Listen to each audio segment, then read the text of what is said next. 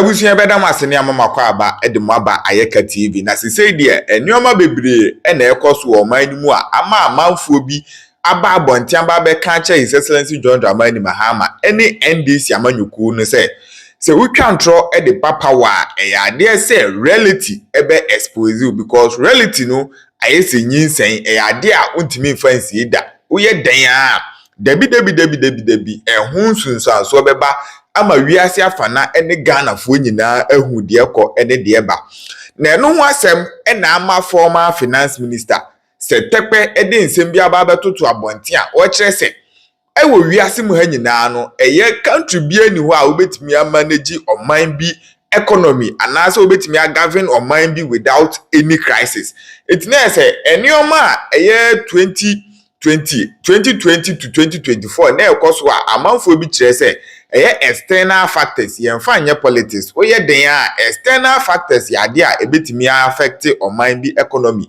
it no se sane oman no eba enya ade a yede ye politics na so NDC amanyoko no de sane oman ni nyina ye politics a eno na amanfo bi kire mu a ebo omo de ba power 2024 no na eno ho asem na Seth Tekper insem a wo kana amanfo bi kire mu a ono ankasa ni party members na de sane oman we politics na ama Ghana ababeduru ba bia ye duri because ade say government bia no anase oman bia no external factors ebetimi ababe affect oman economy even though say oman no economy no so well is doing so well mpo a external factors bi wo no ma say ba oman no enya ade a obetimi adwane afri saa ne oman no ho da na Seth Tekper edi sansem we beto abonten no anche bia na sesei de Israel for enso ntokwa no emu aye dendenden a ama sesei crude oil prices are rising more than 8%,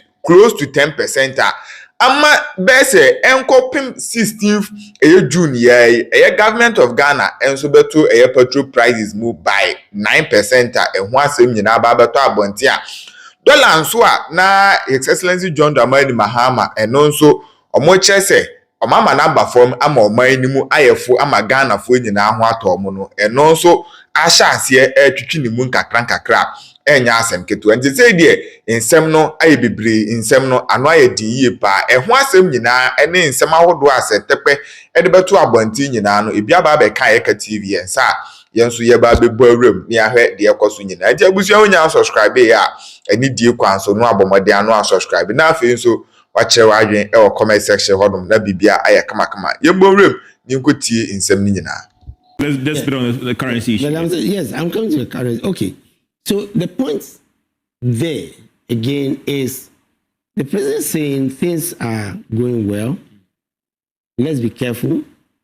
Let's make sure that, we have, in essence, what he's saying that, when you have, when the trend starts to reverse, make sure that you have reserves, right?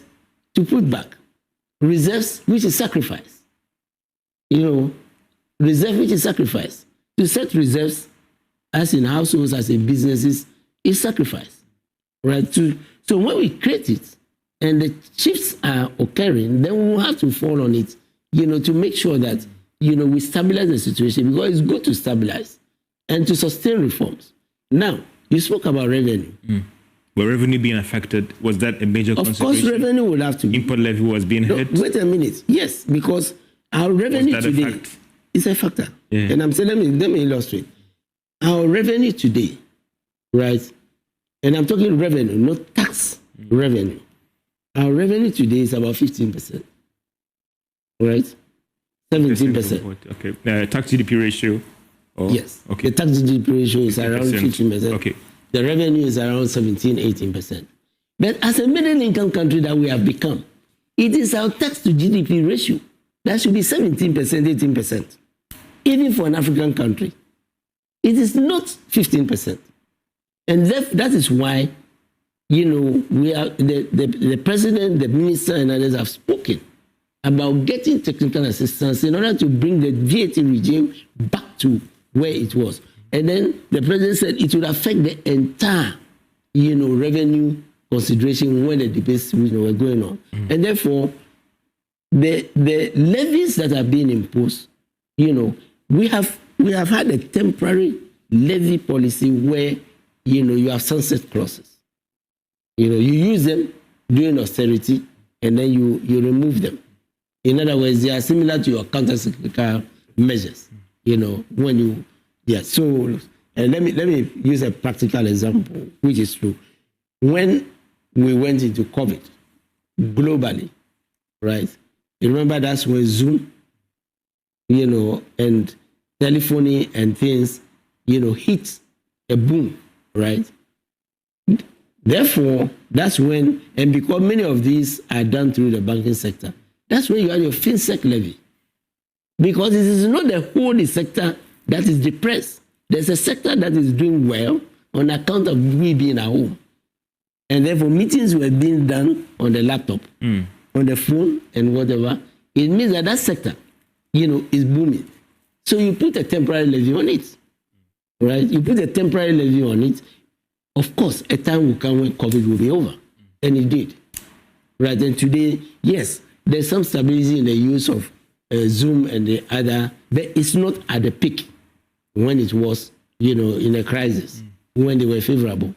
So, to summarize again, all that we are saying is that you cannot manage an economy without crisis. You cannot manage an economy continuously for 4 years.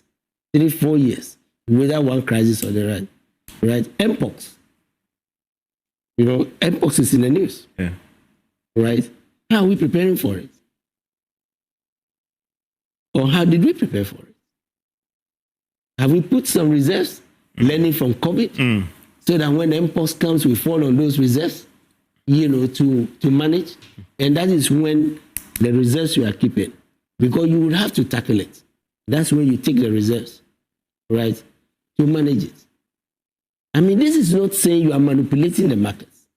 No, you are only managing the economy because...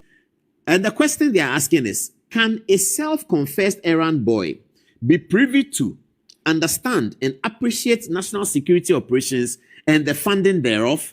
Regrettably, there's nothing in this witness statement which incriminates the accused person. These are the words of the lawyers. I don't know what the position that the judge will take, but these are the words of the lawyers. And we're sharing it with you as a matter of public interest.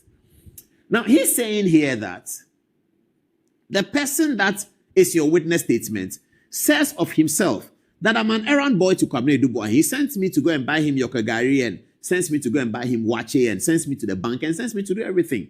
He said, okay, how many times did he send you to the bank? He said, oh, he sends me to the bank every Wednesday. About how much money do you collect? Hey, it's a lot of money. Oh, hey, my boss, when he sends me to the bank, money is in Ghana, must go back. It's a lot. What do you do with the money? Well, when I take it from the bank, sometimes I bring it to him. Sometimes I bring it here. And then it appears he was asked, do you send some to his wife? Because there's a headline who says that I did not send any money to Kwabena Dubois. So he says, no, I didn't send any money to his wife. So the conversation here is that if you are prosecuting a boss and you want to find out that the boss of a national security system has misappropriated money, the way to do it is not to call his errand boy and say, yeah, he's sent to go to the bank. He doesn't know what it is for. He doesn't know. He just goes to collect the money and he brings it. But that is one of the principal witnesses for the prosecution. And the defense lawyers are suggesting that this might not work. But it depends on what the courts will do. The next one, prosecution witness statement of Edith Ruby Opoku Edumoa. And he says that, can we assume that the witness has obtained national security clearance to violate his oath of confidentiality and testify on matters of national security consequence and ramifications? As paragraph 7, the witness states the following, quote, the operational accounts, however, were managed by the director of the BNC and supervised by the National Security Coordinator. The defense lawyers are suggesting to us that inside the witness statement, there's a line which really reveals everything. And tonight we have letters to show you that indeed, bosses of Kwabena Dubois supervised the work that he was doing with those humongous sums of money. It says the operational, this is the witness speaking, that the operational account, this is a witness who works there. This is not just an errand boy. This is somebody who works there, and that's why they're asking whether he has had national security clearance. Anyway, you may say that the government can clear him and they don't have to tell the defense counsel. That's possible. But let's look here. 7 paragraph. It says, The operational accounts, however, were managed by the director of the BNC, which is the first accused, Kwabena Dubois, and supervised by the National Security Coordinator. So the question is, National Security Coordinator, did you truly supervise this account? Then if the prosecution is concerned about the way the accounts were supervised, they can charge the National Security Coordinator as A2 if they want. Let's move on and see a little bit more. Thus, he continues, thus checks were written upon the instructions of the director of the BNC, and the reasons for payments were never disclosed to the head of finance. So the guy says that the account was supervised, this is in the witness statement, that the account was supervised by the National Security Coordinator. And so the checks that were written upon instructions of the BNC director and the reasons for payments were never disclosed to him, head of finance. Because it is supervised by them. They write the checks. They don't tell him the reason why. That is the way in which things are done. They don't tell them the reason why. He says, and this is the point, it's a question. Is this not a self-confession that at the level of operational accounts, not even the national security operatives may be able to interpret and come to terms with the reasons behind the expenditures? This, by this implication and necessary admission, how can anybody interpret expenditures touching on operational matters as misappropriated for personal gain? And I may add, without the confirmation of the boss, the National Security Minister, the National Security Coordinator. If you bring an errand boy to say, I took money, or you bring the head of finance who is saying to you that the way they do it there, I don't get to know what the money is for. It's between the National Security Coordinator and the BNC boss. They take the money and they do their operations. It's an operational account. I don't know it. Now, so coded is this operational account that if you look at the bank and the accounts, the check name, the checkbook, the name of the checkbook is a BNC account. But if you look at the email trail from the relationship between Iyoko and the banks in the investigation, the account is not called BNC. It is called the National Security Coordinator's account. That's the proper name. But the checkbook is not written as National Security Coordinator account because they don't want everybody in the bank. They print the checks, they bring it, and I'm going to say, hey, National Security account, hey, wait, no. So the checkbook bears a different name for the real account.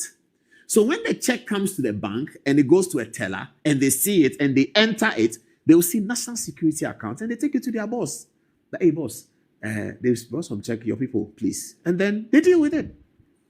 So it is in the witness statement. So what the lawyers are telling us is that even if you look at their own witness statement, they have admitted that there's a hierarchy through which this process goes. And without that hierarchy, you cannot incriminate anyone. Tonight, there's more that we have found in the laws of the National Signals Bureau Act that was passed by Parliament. And we're going to share that with you in a minute. Let me rush through it so we don't spend too much time. So this is a very important point I have to re-emphasize. And he says that it's a self-confession that at the level of operational accounts, not even national security operative, that is those who work there, not even them may be able to interpret and come to terms with the reasons behind expenditures. By this implication, and the necessary admission, how can anybody interpret expenditures touching on operational matters as misappropriated funds for personal gain? Obviously, the story goes on.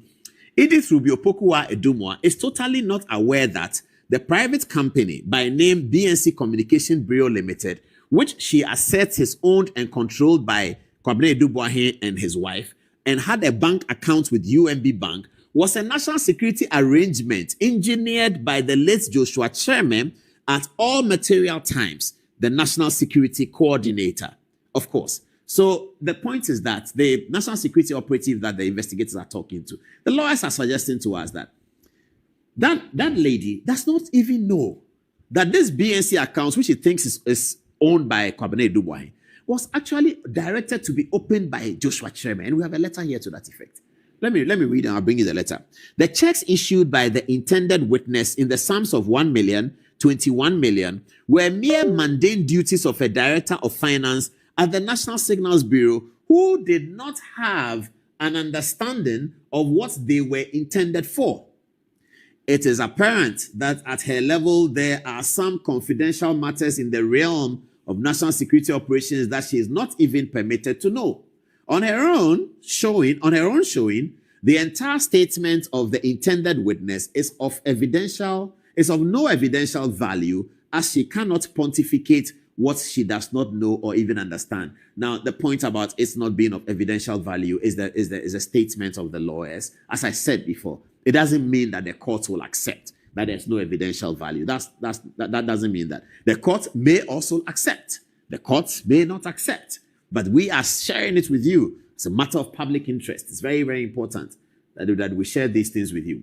Now, prosecution witness statement from Frank Marshall. So there's another guy, Frank Marshall Cromwell, who is the investigator. This is what they said. Frank Marshall Cromwell is an investigator of Iyoko and Iyoko's conveyor belt. He is merely relaying the suspicions and interpreting